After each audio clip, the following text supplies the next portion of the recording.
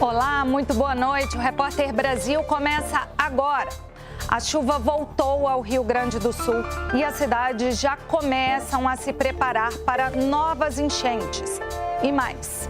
Na Itália, o presidente Lula criticou o projeto de lei aprovado na Câmara que equipara aborto a homicídio e diz que questão tem que ser tratada como saúde pública. No Dia Mundial de Combate à Violência contra a Pessoa Idosa, uma pesquisa da Universidade Federal Fluminense mostra que os registros de violência contra eles aumentaram no último ano. Em Brasília, um festival usa a arte para promover o protagonismo das pessoas com deficiência.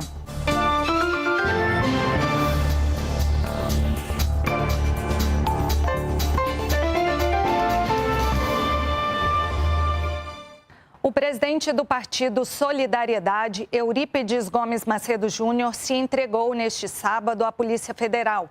Ele estava foragido desde a última quarta-feira. Eurípides é investigado pelo suposto uso de candidaturas laranja e desvio de dinheiro de fundos partidários e eleitorais. O repórter Glauco de Queiroz tem mais informações. Glauco, boa noite.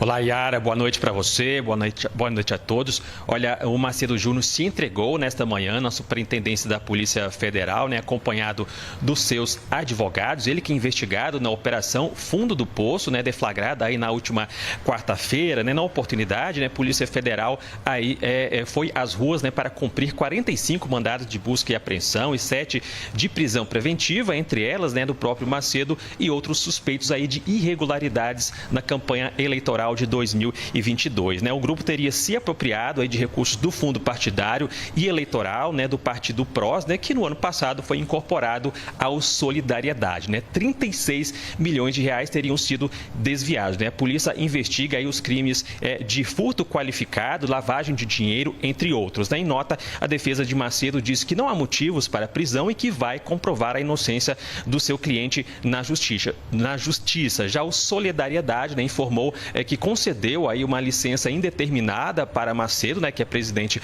do partido. Em seu lugar, assume o Paulinho da Força, que é deputado federal. Yara. Obrigada, Glauco. De janeiro a abril deste ano, a cidade de São Paulo registrou 18 casos de feminicídio. Isso representa um aumento de 38% na comparação com os 4 primeiros meses do ano passado, que somaram 13 casos. Já os feminicídios registrados no estado cresceram 10% nesse mesmo período, de 80 para 88 casos, incluídos aí os números da capital. Em nota, a Secretaria de Segurança Pública do Estado afirma que segue empenhada em estimular a denúncia contra os agressores e diminuir o número de casos não notificados, além de manter uma rede de delegacias da mulher que permite o atendimento 24 horas por dia. E a gente continua a falar sobre os direitos das mulheres. Em São Paulo, o sábado foi de protesto contra o projeto de lei 1904, que pretende aumentar a pena para os casos de aborto depois de 22 semanas de gestação. A repórter Vanessa Casalino fala ao vivo da capital paulista. Vanessa, boa noite. Oi, Yara, boa noite a você que está com a gente. Esse ato começou pouco depois das 3 da tarde na Avenida Paulista, em frente ao MASP, ocupou todas as faixas de um dos sentidos da avenida e foi organizado pela Frente Nacional pela Legalização do Aborto e outras 50 instituições e coletivos que defendem o direito das mulheres.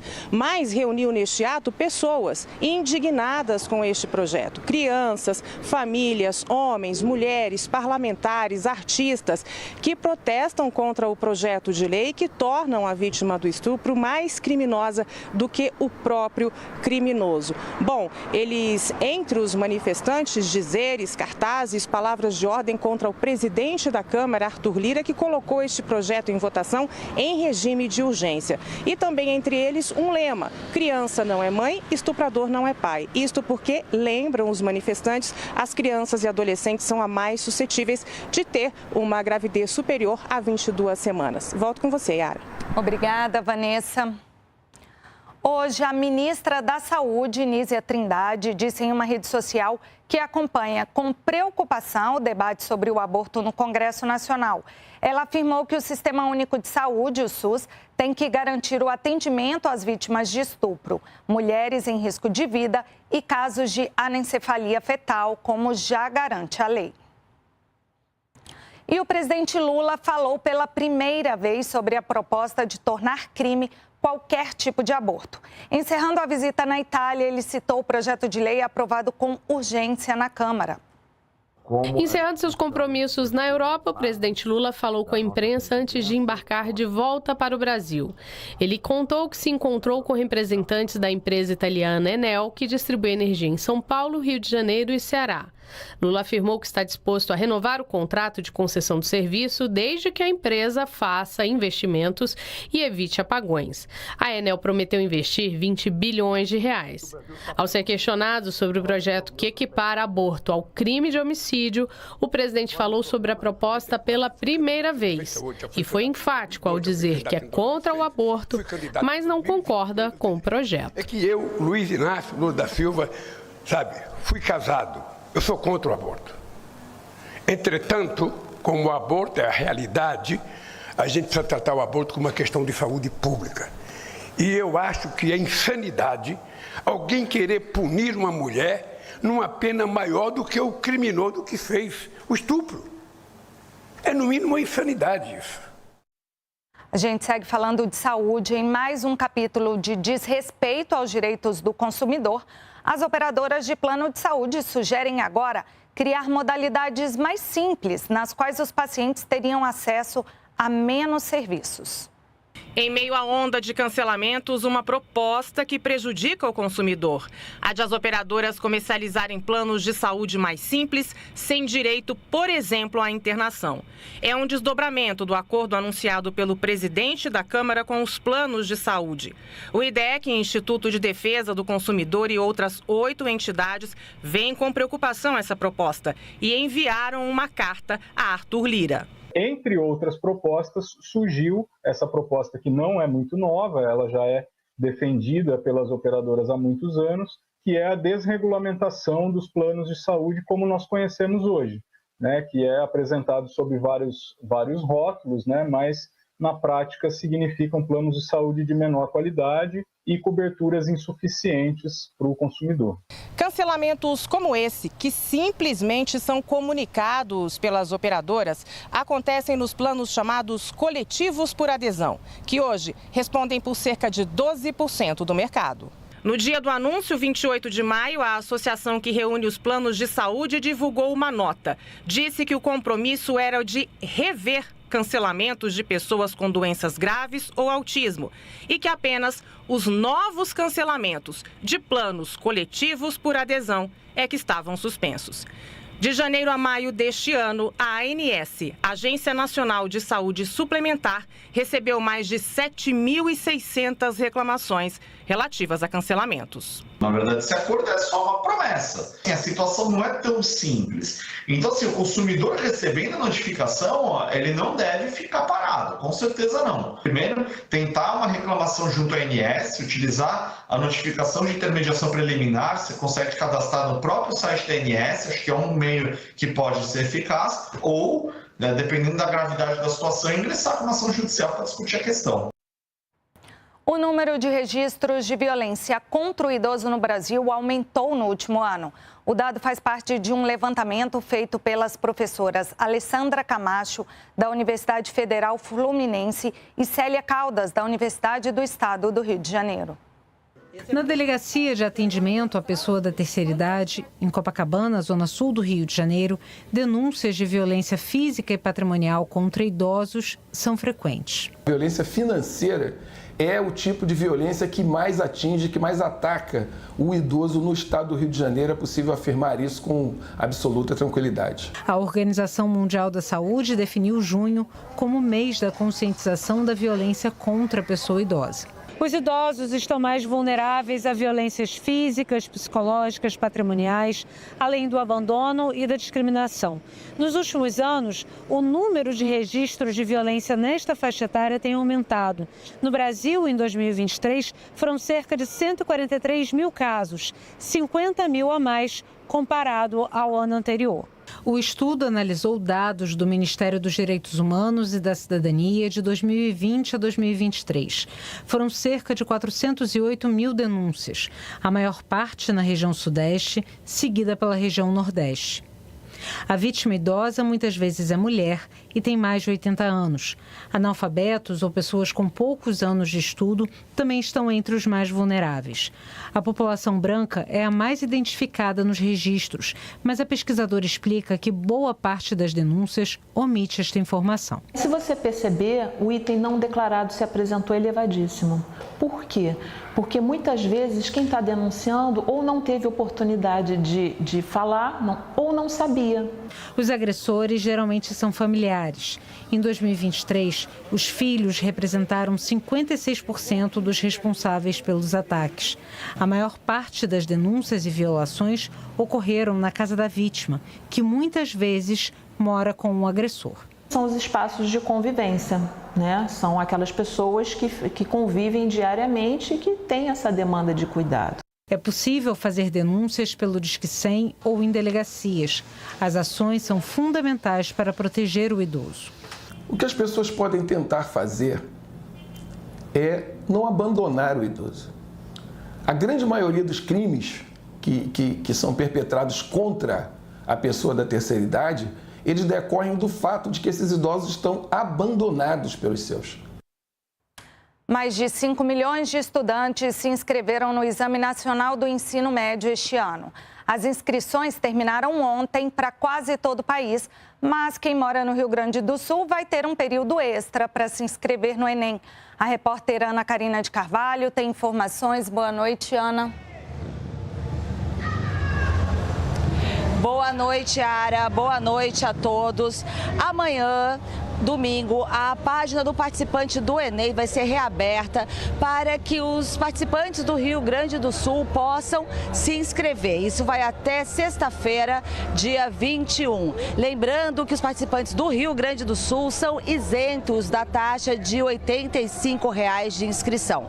E dos 5 milhões de inscritos no Enem esse ano, mais da metade está isenta da taxa de inscrição, e quem tem que pagar a taxa tem até quarta-feira, dia 19. E para quem está no Sul, a página do participante é só entrar no enem.inep.gov.br/participante. Lembrando que o pessoal do Sul tem até sexta-feira para se inscrever. Eu volto com você, Yara. Obrigada, Ana. Bom, e no próximo bloco a gente vai mostrar como o Rio Grande do Sul está se preparando para a volta da chuva. Em 2 minutos.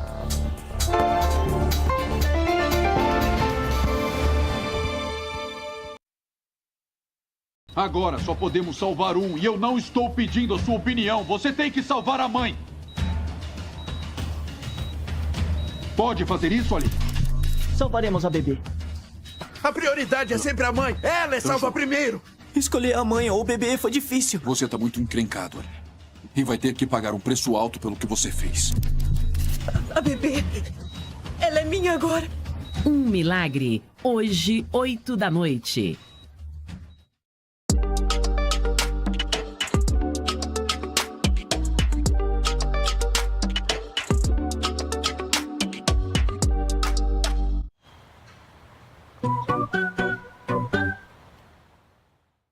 Você que completa 18 anos este ano, atenção, o Brasil tem uma missão para você.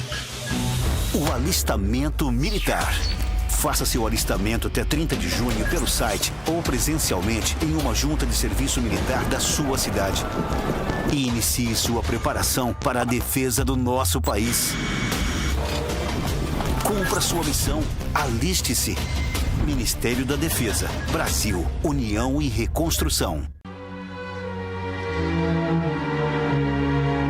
Ao orquestra que nasceu do sonho de levar a música brasileira a outro patamar. Naquela ocasião, o Cláudio Santoro, voltando do exílio, recebeu essa missão de formar uma orquestra para fazer o concerto inaugural do Teatro Nacional. Hoje, a Sinfônica aguarda a abertura do teatro em que ela brilhou pela primeira vez. E a orquestra foi o ente cultural mais impactado com esse fechamento. Orquestra Santoro, 45 anos de histórias e saudades. No Caminhos da Reportagem, domingo, 21h30. E a gente volta com um giro pelos estados do país com o apoio das emissoras da Rede Nacional de Comunicação Pública. Em Feira de Santana, na Bahia, 4 fábricas clandestinas de fogos de artifícios foram fechadas e muita pólvora apreendida. Vamos ver. A Polícia Civil do estado da Bahia desarticulou 4 fábricas clandestinas de fogos de artifício em Santo Antônio de Jesus, que fica no Recôncavo Baiano. Um homem foi preso e foram apreendidos 120 quilos de pólvora, 370 quilos de nitrato de potássio e 18 metros cúbicos de fogos clandestinos que seriam vendidos irregularmente. A ação foi organizada pelo Ministério Público do Trabalho, que fiscaliza a produção de fogos em Santo Antônio de Jesus através da Corte Interamericana de Direitos Humanos por conta da explosão de uma fábrica que aconteceu em 1998 e deixou 64 pessoas mortas. Após a ocorrência de novos focos da peste suína clássica, o governo do Piauí prorrogou por mais 180 dias a situação de emergência zoossanitária em todo o território piauiense. Desde dezembro do ano passado, 10 focos da doença foram registrados em propriedades de 4 municípios do Piauí e 70 animais precisaram ser sacrificados. A transmissão da doença ocorre apenas entre animais, não sendo transmitida ao humano. E Belo Horizonte vai reforçar a vacinação contra a coqueluche para diversos grupos. A Prefeitura recebeu 40 mil doses do imunizante, que além de combater a coqueluche, também combate a difteria e o tétano. A ação é recomendada pelo Ministério da Saúde e será feita de forma temporária e excepcional. A medida ocorre por conta da alta de casos da doença em países da Europa e da África. No Brasil, somente nos primeiros meses do ano foram confirmados 31 casos da doença. Equipes da saúde da Prefeitura de Belo Horizonte estão percorrendo as 145 escolas municipais de educação infantil, as EMEIs, atualizando a caderneta de estudantes menores de 5 anos. Até o momento, a capital mineira registrou 3 casos de coqueluche. Um movimento coletivo busca reerguer a infraestrutura e parte da memória de uma das principais escolas de samba de Porto Alegre. A agremiação foi inundada pela cheia do Rio Guaíba. Confira na reportagem da TVE do Rio Grande do Sul. Não tem sido dias de alegria como no Carnaval, mas integrantes da comunidade e voluntários se mobilizam para salvar o que for possível e minimizar os prejuízos. A entrada na agremiação só foi possível quase um mês depois. Quando a gente chegou aqui, era um estado chocante, né? Estavam todas as coisas, a maioria, avariadas. E tudo fora do lugar, com bastante lama. Imediatamente a gente começou o descarte. A gente fez uma montanha de lixo lá fora, Porque a maioria das coisas não tinha como reutilizar, Perdemos muitas coisas assim de papéis, da nossa história que não tinha como reconstruir. Fátima tomou posse recentemente na presidência da Bambas da Orgia e a solenidade teve que ser virtual. Ela diz que tem recebido o apoio de outras escolas de samba e de instituições como a URGS. Um segundo mutirão vai ser realizado amanhã para a recuperação da sede. Aqui na sede da Bambas, a sala dos instrumentos fica bem pertinho da rua. E aí a gente vai conversar com o FAO aqui, que é conselheiro, vai nos dizer porque houve perdas de instrumentos, mas alguns foram protegidos que estão aqui em cima, alguns já foram limpos. Exatamente, graças a Deus, Não foi todos, mas alguma coisa a gente perdeu, mas uma boa parte dos guris estão da bateria já, a gurizada aí tá bem centrado para limpeza, já fizeram a parte. Agora no outro sábado, sem ser amanhã, volto a limpar, a pintar, trocar couro, essas coisas assim que faz que o nosso coração, que é a bateria, possa estar no plumo, estar no clima do carnaval. Eu vou deixar cair. Muito legal. E a previsão de chuva nesse fim de semana preocupa a população do Rio Grande do Sul. A gente vai falar com a repórter Bruna Sanielli, que está em Porto Alegre. Bruna, como é que está a previsão aí? Oi, Yara, boa noite a todos. Yara, estava chovendo aqui, agora a chuva parou um pouquinho, mas a previsão para os próximos dias é de 250 milímetros de água, né? É uma chuva de vários dias, condensada aí, quer dizer, uma chuva de um mês condensada em vários dias. Então é preocupante. A situação mais grave deve ser aqui na região metropolitana de Porto Alegre, na Serra, no Planalto e nas Missões. É importante a gente falar, né, que 90% do estado foi afetado pelas chuvas no mês de maio, então o solo ainda está encharcado e ainda tem muito entulho pelas ruas dos municípios, o que atrapalha no escoamento dessa água. Hoje mais cedo nós fomos a São Leopoldo conhecer a casa de bombas aí que eles fizeram, que já tinha, né, mas que eles estavam arrumando aí para resolver essa situação. São as bombas que tiram água do Rio dos Sinos e a gente foi ver como que está essa situação nesse preparo para essas próximas chuvas. Eu queria ver a reportagem com vocês. As marcas da invasão das águas de maio em São Leopoldo estão por toda parte. Mas o sistema da Casa de Bombas de João Correia, o principal da cidade, está preparado para fazer a drenagem de mais de 16 mil litros de água por segundo. No momento que a gente conseguiu baixar a água, drenar a água de volta para o rio, nós conseguimos retomar essa Casa de Bombas. Nós conseguimos fazer de forma lenta e gradual a secagem dos motores, dos painéis, colocamos os soft starters que fazem a parte de controle elétrico das bombas. Nós hoje temos 4 bombas das originais atendendo essa região, atendendo essa casa de bombas e fazendo a drenagem, se houver numa necessidade de chuva, dessa região. A grande preocupação da Prefeitura de São Leopoldo com a previsão de chuvas para este fim de semana é o alagamento das ruas por causa do entulho que ainda não foi retirado e pode atrapalhar o escoamento da água. Nós estamos avisando a população que nós vamos ter alagamento na cidade, né, por causa que há muito barro, ainda em torno de 30% dos resíduos para serem retirados e todo o nosso sistema de drenagem pluvial está completamente assoreado, que precisa ser limpo. Liane mora no bairro Vicentina e ficou 2 semanas trabalhando na limpeza da casa, que ficou completamente submersa na enchente. Agora se preocupa com a possibilidade de novos alagamentos. A gente está com muita insegurança, porque a gente não sabe o quanto vai vir de chuva, né? E o que vai acontecer. Isso a gente não sabe, é muita insegurança. A gente viu aí que a chuva segue no Rio Grande do Sul. Agora a gente vai ver como fica o tempo no restante do país.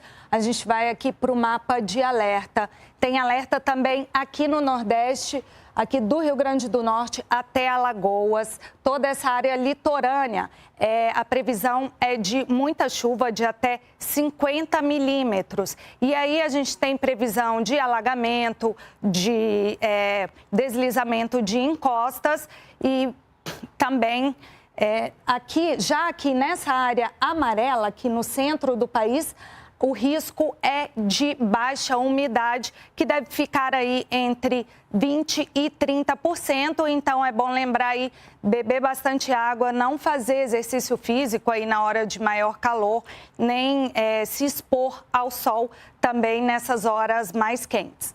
Agora, a previsão para todo o país. Aqui em toda essa área mais clara do mapa, amanhã é dia de tempo firme.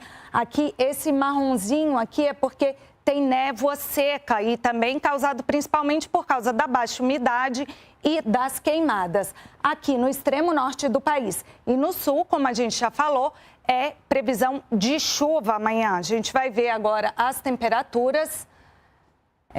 Tem o box aqui de temperaturas para a gente ver. Amanhã não temos a arte, então vamos lá para o próximo VT. Aqui, em Sinop, Mato Grosso, a máxima amanhã é de 34 graus, João Pessoa, máxima de 30 e Porto Velho, máxima de 35.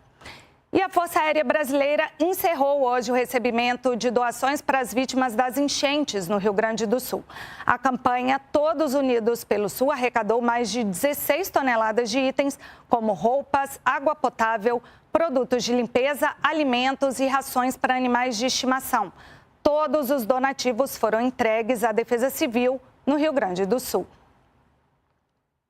Um festival que vai até amanhã em Brasília promove o protagonismo das pessoas com deficiência e diálogos sobre acessibilidade. Na exposição Silenciado pelo Destino, todas as obras têm audiodescrição. Usa um boné e conjunto de moletom verdes. Elas fazem parte da primeira exposição solo do artista plástico Rafael Santos, mais conhecido como Odros. Em versão da palavra surdo, ele é referência em arte urbana e reflete no grafite a sua identidade. Ali tem um ouvido, eu coloquei uma boca que fala. E para mim, esse simbolismo é quando alguém chega, né, falando e a gente não escuta. E aí, quem se entristece é essa pessoa que fala. Eu tô dentro do meu mundo, então você pode perceber que dentro do ouvido tem um universo. O Lucas, que também é grafiteiro, se sentiu representado. Representa toda a classe periférica, representa todos os deficientes auditivos e toda a classe artística com muita firmeza, muito bravo, cara. A exposição do Odros é uma das atrações do Festival Trilha da Inclusão, que tem como palco o Espaço Cultural Renato Russo, em Brasília, e também conta com seminários, cursos, oficinas, música, dança, teatro e feira, em que os expositores são pessoas com deficiência. Um dos objetivos aqui é unir gestores e produtores culturais para discutir meios de tornar o cenário cultural mais inclusivo, além de dar mais protagonismo aos artistas com deficiência. Por mais que a gente traz a acessibilidade dentro dos eventos, a gente pouco se fala dos artistas, que são pessoas com deficiência também.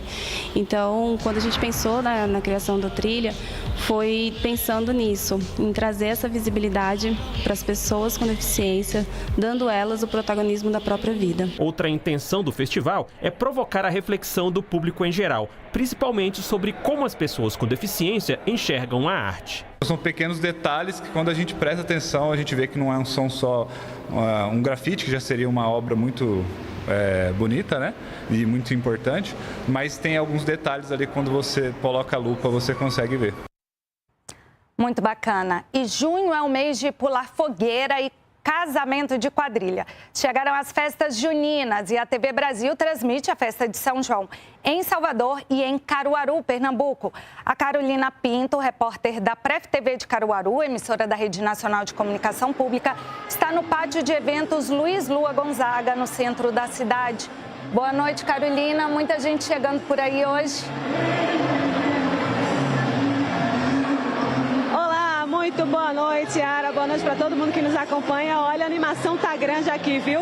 Nem a chuva aí espantou essas pessoas. Vou pedir até para mostrar aqui, ó, mesmo debaixo de sombrinha, com capa. As pessoas chegaram bem cedo aqui no pátio de eventos Luiz Lua Gonzaga. Estou falando diretamente de cima do palco, onde se apresentarão as bandas Calango Aceso, a dupla Iguinho e Lulinha, a cantora baiana Ivete Sangalo e o pernambucano Henri Freitas.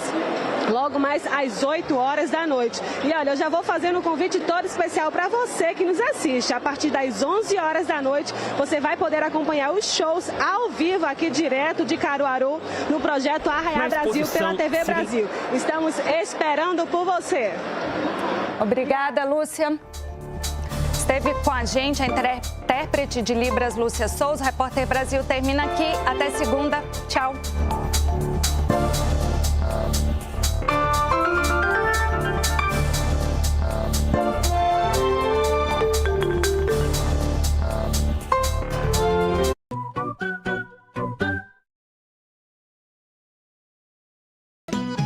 Puxa o fole!